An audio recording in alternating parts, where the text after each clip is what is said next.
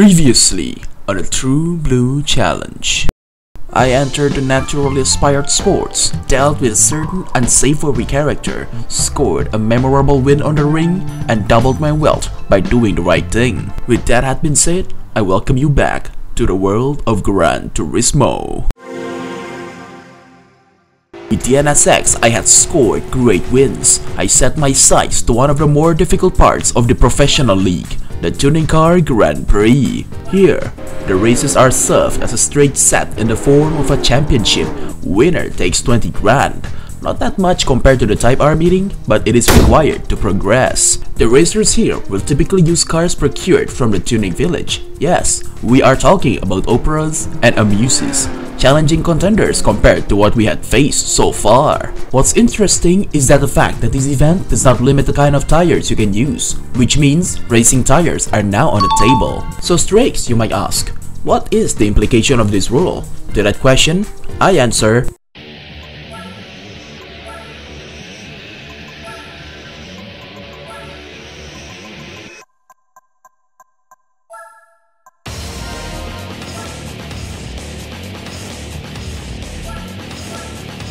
oh yeah, now my NSX is unstoppable. This will clearly compensate for the fact that I'm recording this at 1 AM, right after I won the All Japan Championship. Remember? The tournament which I've gotten cheated out of first on Suzuka? The same race where earlier I almost ran into the pits due to drowsiness? Yes, unlike any sensible human being, instead of logging off the game and sleep, I continued playing. No breaks, just sit there and game. I am definitely not addicted and can control myself, and really just wanted to get the tournament over with. Yep, definitely zero addiction at all. I am not deflecting, shut up. Ignoring obvious detrimental factors aside, into the championship, I've gone. The first round was set on the uppercut hill. As soon as the red lights turned green, I launched with little to no build spin at all. The dark blue S2000 was taken care of, followed by a quick double overtake which landed me on third. Before the chicane, a black S2000 lost P2, and my duel with the Opera S2000 started. I almost ate sand for a second there, but I was quick to correct my direction. Too bad I was too late to correct myself before rolling on the sand just on the entrance of the twisty turns. Fortunately, the Opera took the similar line as I did and rammed into me instead of overtaking. Through sheer luck, I maintained first, but this had given the Opera a golden chance to put an immense pressure. Now, you will think that these incidents were further indicators that I should call it quits and get some sleep. But I am not a quitter. Besides, I'm still leading, so it should be fine. I thought I could do second lap better, but no. On the chicane, I grazed the sand with my gracious new squeaky tires, a mistake that could happen to even the best of us, drowsy or not. After the hairpin, I can see the gap had begun to form, but around the twisted turns, my form wasn't, as I took the corners with a peculiar lack of confidence. Clearly, multitasking and trying to stay awake and racing is not ideal for performance, but who cares? I still am in first, and in lap 3, didn't even touch grass on the chicane. Though my performance on the hairpin left a lot to be desired, this time I took the twisted turns with conviction and managed to score a personal best, as well as the first 10 points of the tournament. See? I told you, drowsiness will not stop me from winning this whole tournament. Next race. Round 2 was set on Fuji Speedway. The long straights brought me joy as I realized with all these upgrades, my NSX is faster than my competition. On the Coca-Cola, 2 of my wheels left grass. I was a bit shook, but not stirred, as shown on my handling of the 100R. Unfortunately, the same approach didn't work for the hairpin, and I was 90 degrees into the grass. To make things worse, the roof took this chance and stole my lead. I tried tailgating, but for whatever reason, the car turned too hard to the right and bumped the walls. This dumb accident was clearly caused by nature conspiring against me, and not me ignoring my body's struggle to remain awake. I gently took the chicane, and onto the Dunlop curve, I've gone. I used the experience from the previous championship and handled the Dunlop curve without going off limits, and retook first from the beefed Porsche. Curious on how fast my car could actually get, I hunkered down and blasted the nitrous in its full glory on the straights. The NSX exceeded 300 kilometers an hour before having to brake for turn 1. I was delighted to know that my car could break the 300 kilos bar with just 400 horses under the hood. Even while sleepy, I knew it was bad practice to turn and brake simultaneously. Therefore, I braked as much as I needed before turning, taking on the corner the most optimal I could. I believe I have violated the track's limits on the Coca-Cola, but fortunately, the car didn't spin out and I get to continue leading. My turning on the 100R could use some work. At the very least this time, I didn't spin out on the hairpin and the car didn't mysteriously get sent too hard to the right before the chicane. I was confident that even with minor mistakes, I still could craft a personal best here. This is the very first time I've ever used a set of racing tires, let alone the soft variant of it. In the race, I cleared the Panasonic and blasted through the straights with ferocious speed. And as a result, personal best and a wide divide between me and my rivals. On the first turn of lap 3, my approach was rather shaky and twitchy, but I maintained it inside the track. I was being careful with my throttle around the Coca-Cola, as 2 of my wheels had escaped the asphalt. Again, navigated through the 100R and cleared the hairpin rather well.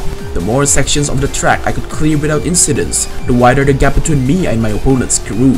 I cleared the chicane without issues and sped past the Panasonic into the finish line. I scored another win, cementing my lead with twice the points second place has. Next up was the Tokyo round. The cars revved up their engines in complete contrast with the level of my energy, and so did I, ready to tackle yet another round of this tournament. The lights counted us down, and off we had gone. My superior launch allowed me to take 4th and overtook the Blue Ace 2000. After the first turn, I thought I had the roof, but I braked too hard and allowed the green car to reclaim the silver medal. I did not allow myself to be barred from P2 though, and retook the roof with relative ease. See, I told you, sleepiness will not prevent me from winning.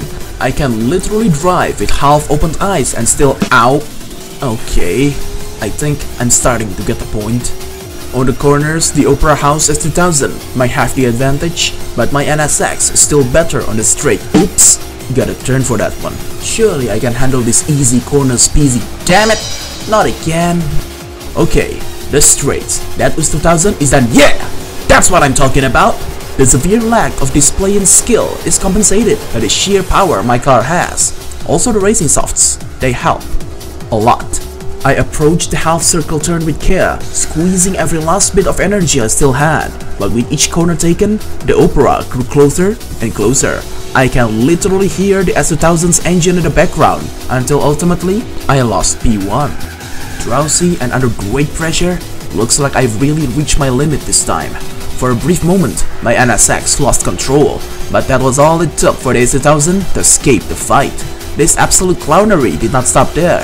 In fact, it evolved right before the hairpin, with me pinballing across the guardrails. It had gotten so bad to the point not even the full power of my NSX could reclaim first on the long final straights. Fine, 2 wins, 1 loss. I can take it. Points-wise, I'm still miles ahead anyway. In the highlands of El Capitan, I sought to redeem myself from the loss. Upon launching, I immediately got third, leaving only the Opera and the roof as my only opponents to victory.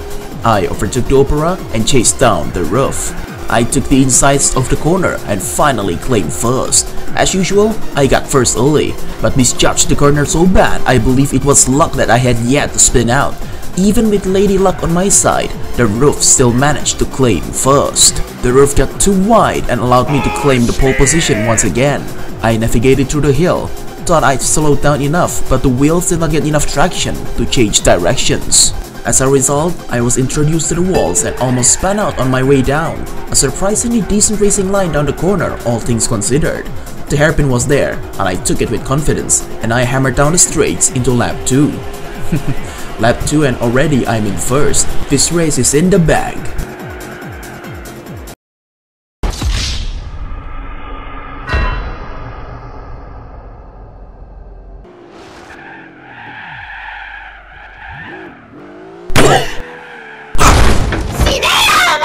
Damn! Alright, P3. This is not over yet. My NSX is still faster and still can catch up. And caught up I did. The Opera was first and soon came the roof's time to ouch! Forget how open, I don't think I'm racing with a quarter of my eyes open. I dueled the roof for first, and on the hairpin, I finally reclaimed my post. This time, I thought to take a slower approach to the hills and honestly, this is way better than lap 1. The back end of my car might have hit the wall, but it's not like my NSX lost control or anything. Yet another optimal line on the corners leading to the hairpin. I slowed down and carefully navigated the pin down to the straights, where I thought to build the advantage. Second lap was over, with me remaining first, but that did not last long as the roof proclaimed the golden trophy before the corner. So what? I've done this song and dance before. Plus, the green car bumped off the wall.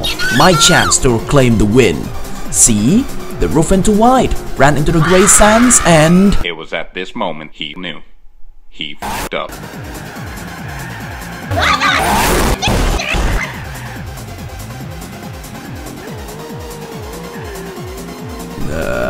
Notes for the future. Never brake with any of your tires on any surface other than the asphalt.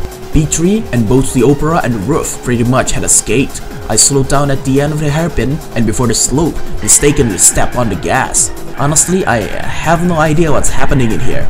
I thought I've taken the turn like usual, but the car suddenly snapped and did pretty much more than just a 360. That's a bye-bye to the podium, a devastating loss in the tournament. Maybe it's the fact that the tires on the back had turned yellow, showing first signs of wear and tear. Maybe soft racing set is not a good idea for a 3-lap run on the El Capitan. Maybe the suspension was too short for a track as wavy as this. Or maybe I should have tackled this tournament after I'm refreshed from a proper rest. Anyways, the final round was set on the Tsukuba circuit. If I want to win the tournament, I must get my stuff together and finish ahead of that goddamn Opera. The caveat to this madness? Only 5 laps. I've gone through worse. I have literally raced 10 laps roughly an hour before. I went for the outside and changed lanes to overtake the pink roof. The grey S2000 was next and the dark blue one did not last very long on the podium. I took the inner side to overtake the roof. While good, that was not enough. This is the race where I have to win over that Opera, or all of this was for naught. On the first corner of the second lap, I've managed to overtake the Opera. Usually, this is where I wind down and enjoy the rest of the run. But from my past experiences on this tournament, this should be the part where I focus and defend my post. That's a sub 1 minute lap and into lap 3. I rolled around the first turn well, hit the apexes on the second and third turns, managed the first hairpin with care, gotten through the 5th turn and sped through turn 6. I navigated through the last hairpin gently and pushed the car down the straights, but remembered to slow down in time for the half circle turn. Another personal best and onto the semi-final lap. At this point, I'm probably a sector ahead, and whatever happened there might have just furthered my lead. With precision, I sped below the Dunlop arch and full power down the straight line. Before I knew it, I'm already at the 5th and final lap. No matter what happens, no matter how drowsy I've become, I'll win this entire tournament even if that means I'll have to sleep and drive, god damn it! I took care not to touch grass before the hairpin and used the nitrous on the straights before carefully going through the last corner. A big win for Strakes, and that is how you save a tournament. Another tournament won. Another event scratch from the pro list. Let's see the card they're giving me this time. Seriously? Did we run out of blue tuned cars or something? Wasn't there like a dark blue S2000 back there? Can I get that one instead, please? No? Alright. Only for 42 grand. Better than nothing, I guess. Now you will think I've learned my lesson on drowsy driving and actually stop and call it a day. Well, that was the plan until... Well, you and I know how this will end.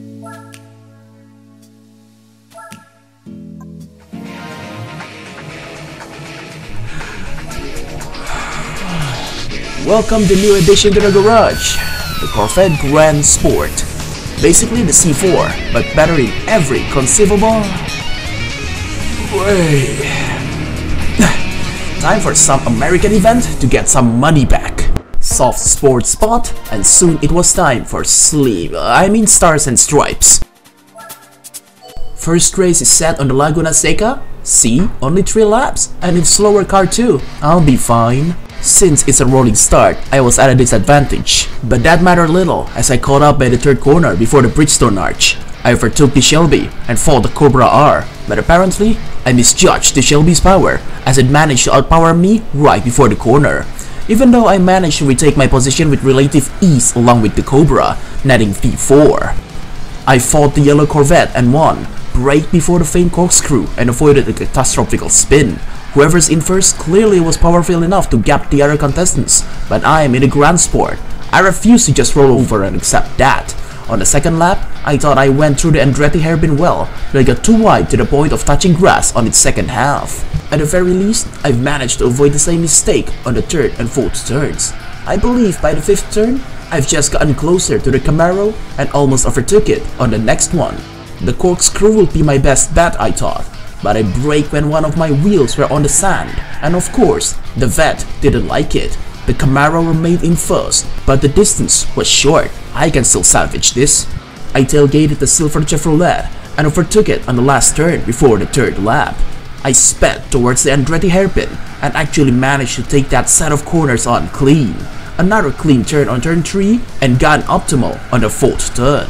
On the fifth turn, I controlled my throttle and maintained a good racing line. Unfortunately, I was too fast entering turn 6 and was reintroduced to the sand. Before the corkscrew, the spiteful Camaro rammed me, but I've already braked, and as a result, this childish, unprofessional behavior failed to sabotage me. You cannot try to wreck me when my stubbornness and relentlessness backfiring already doing that to me in the first place. No, it's not addiction, shut it. First place, the first golden trophy in the All-American event. The next round was set on the Seattle circuit. On the first hairpin, I thought I could take the GTO, but instead, I bumped it forward. Though, this mistake was corrected upon exiting the second turn thanks to the Pontiac losing a little of its control. I fairly overtook the Shelby around the sharp corner and tailed the vet before I took its spot on the podium and dueled the Camaro for second. Similar to my Laguna Seca run, someone's already gapping the whole competition. I took the Camaro out of relevancy and began my pursuit for the Black Viper. A Chevrolet Corvette and a Dodge Viper, one of the biggest rivalries ever conceived in the world of car manufacturing. Honestly, I like both equally, but as I drive a Corvette, this time I must side with Chevrolet. Unfortunately, I was too fast to approach that corner that I jumped on the boardwalk. That threw me off the loop a little.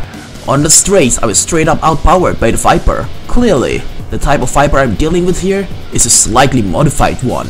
But in return, I outclassed the Dodge on the corners. I slowed down to avoid jumping from the curbs, while helped in catching up and finally overtook the Viper through the inside of the corner. Though, I don't think whoever's driving that Dodge is very happy with first being snatched from him. On the third lap, the Viper's attempt at overtaking me was thwarted by the prospect of hitting the wall, protecting the borders of the track on the first turn. I launched off the hairpin and drove through the third turn properly. At this point, the race had been turned into a duel of a Corvette and a Viper, as the other racers had been left far behind. This time, I steeled through the pressure and kept my lead. I arrived on the long straights and I thought we were equal, until the Viper overtook me near the end. But on the corners, I fought back and regained first. On the final straight, the Viper tried to launch one last attack, but failed as I crossed the finish line. First. 2 wins. 1 more remaining. The last race was set on the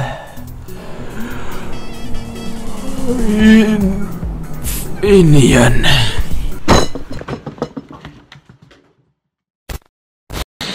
I'm back! After roughly 6 to 7 hours of sleep, it is time to finish the Stars and Stripes event. I'll be damned if I just end the video midway like that. Anyways, as you can see, the last race was set on the Infineon Raceway. With renewed strength, I got inside the Grand Sport and gunned it. 4 laps on a simple version of the track, doable. I overtook the Viper and hammered down to catch the Cobra. The Red Snake couldn't hold me back for long and lost 4th place rather quickly. My next challenge would be taking on the Shelby. I kept my guard up and cautiously navigated through the waves, and on the hairpin was stuck in a rather sudden traffic jam. Looks like the Shelby did some climbing, leaving this poor Camaro to be my feast. On the second lap, I fought the white Camaro and cemented my place on 3rd. Then, it was time to deliver the silver Shelby a thorough schooling. The GTO's in first, well, no problem. If a Shelby cannot even hold me, what makes anyone think a Pontiac GTO could? I controlled my throttle around the hairpin. I couldn't let my Corvette go wide here. Fortunately, I negotiated with that corner well, and I smoothly proceeded to lap 3. I slowed down and prioritized care on taking on the second corner, and navigated through the third set of corners well. I believe that was an optimal take on the chute. I hammered down on the brief straights and slowed down for the next corner. Had I forced the Grand Sport there, I would certainly have been trapped in the grass. I let go of the throttle and yanked the wheels right. Quite a close call, and looks like the Shelby had finally gotten up, practically glued to the back of yours truly. Before the hairpin, I was gotten a little bit overconfident and I'd sand as a result. While my lead was maintained, that was a dangerous incident that I cannot afford to repeat. I entered the first turn of the last lap with haste and carefully navigated the next set of corners. I entered the chute with an optimal racing line in mind and bettered myself on the next corner.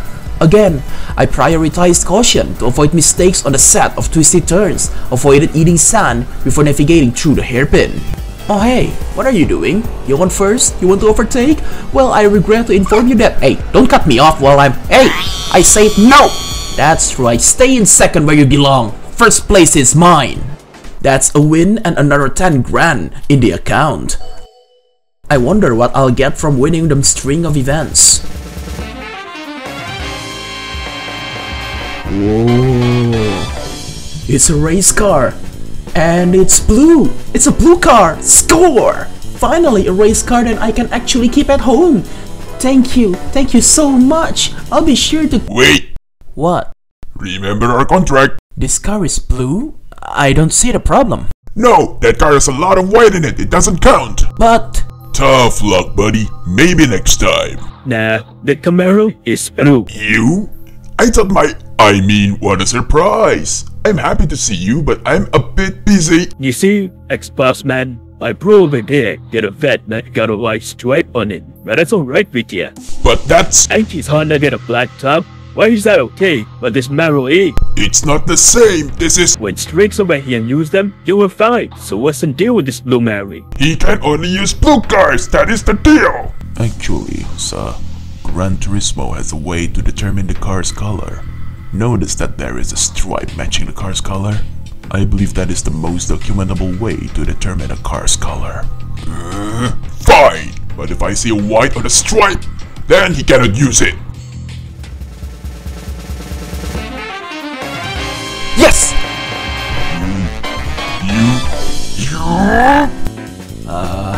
Mr. Blue Lock? You are right.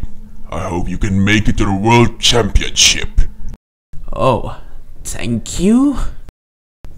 What is going on? Also, ex-bossman? You worked for Mr. Blue Lock before? Bro, there's something I gotta let you know. Tobias, change of plans. You can't win this one. What? What? Something came up. Look, I'll pay you more if you fall back to second. I'll never throw a race. I'm gonna pretend I didn't hear that if you slow down now. I refuse. I am not throwing. Why? Sorry, kid. I told you to throw. You should have listened. And then he tried to let me kill, so I don't blood. So, he was setting me up to fail? Yeah, sorry to break it to you, bro. But hey, you get a medal now. World champs now do a bit. I guess, but what do I do now? Won't Blue Lock just try to kill me once this whole thing's over? We'll work something up, bro. For now, load that marrow into the truck. You're gonna need it. Right. Now that I've gotten myself an actual race car, the possibilities are endless. I can potentially bring this into the Gran Turismo World Championship. But first, I want my revenge. See if you can handle me in an actual Le Mans car, Opera guy. That's right, no more drives in this, no more messing around. Just you, me, and my victory. Did you really think I'll just sit there and come to peace with the fact I got 5th in this bloody tournament? Hell no! What's this? Only half a lap had passed and already I'm leading by a great margin? Oh, alright, too cocky. Slow down next time, Streaks. It is time to show these tuning villagers who's really in charge. Second lap, and the Opera's not even second. This Camaro really is good at handling the fluctuative terrain that El Capitan has. Fitting for a bona fide race car. No more spinning out on the hairpin. And this time, damn, still not slow enough? Gotta go slower next time, I guess. Instead of going 360, I took that corner smoothly and remained close to the curbs on the hairpin. This time, my Camaro reached 260 before I had to brake for the following corners. Unlike last time, my tires are still in the green, which means peak performance as I'm actually using racing mediums instead of racing softs. Whoops! Going up the curves is still not a good idea when you're in racing tires and suspensions apparently. Another lap and another visit to the walls apparently. But this time, there were no major accidents, no big spins, only me and this precise machine claiming victory. 1 point? Who cares? I've been saying it, I'm satisfied. Give me that 10k.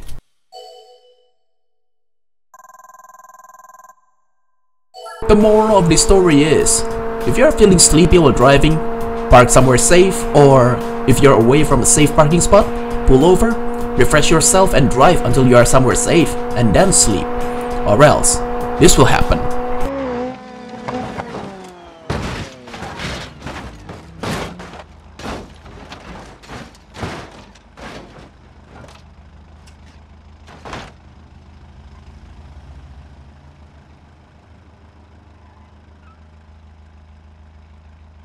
He knew. Fuck! Calm down, Mr. Blue Lock.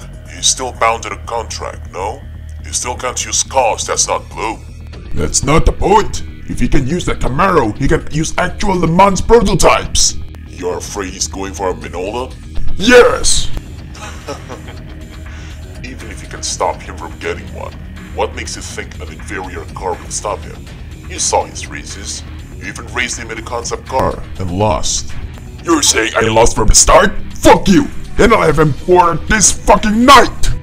I'm afraid I can't let you do that, Mr. Blue Lock. What? Ever since the old legends left the Gran Turismo for other events, like our dear neighbor Forza, rallying in dirt, or even back to street racing in different American cities, my audience had been looking for another legend, one that would stay all the way to the end of my party. Say, does Drake's way to punch above his weight class remind you of any of them? I'll take your silence as a yes. You let me shut Tobias up and didn't stop me from hunting Jack. So why do you protect strays now, out of all times? When they aspired to be champions, the old legends were still on the scene. They were just other dancers on the stage. But now, those dancers are gone.